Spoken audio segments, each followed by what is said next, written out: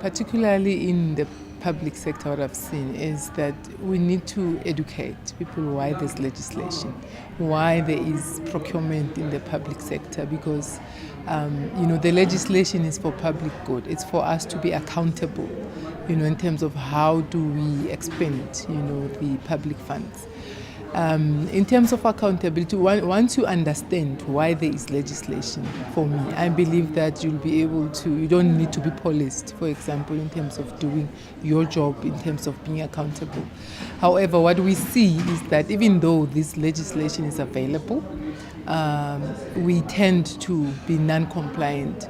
And it's also, what I've seen as well, is also the consequence of having people that are not trained or that do not have the skill in the space of supply chain, because then you have other stakeholders who don't understand why we are there as the professionals to do procurement, influencing the process. So if you have, for me, I find that, why we continue as executives appointing people who do not have the skills, so we can influence them. Because if we say there will be a yes, say yes, and execute what, not in line with the legislation, because legislation for me is about ethics.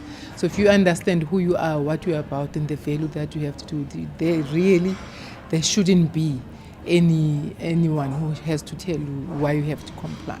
So if you have looked at the supply chain review, particularly in the public space, it's non-compliance. We have this irregular expenditure which is particularly non-compliance to this legislation. So if we are able to understand what we are about, hence my vision, I think, for beginning of this is to launch a supply chain council that will certify supply chain professionals, who will teach them what to do, ethics, similarly to your psyche, for example, because then people will start to understand why they are there, why am I there, what's my impact, what's my influence, why particularly this profession.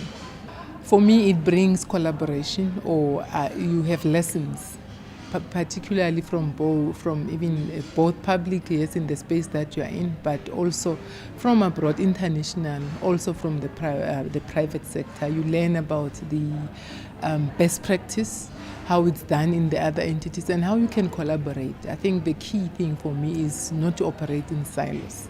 If we can learn to collaborate as both private and public sectors, we will go a long way, particularly for our economy at the moment.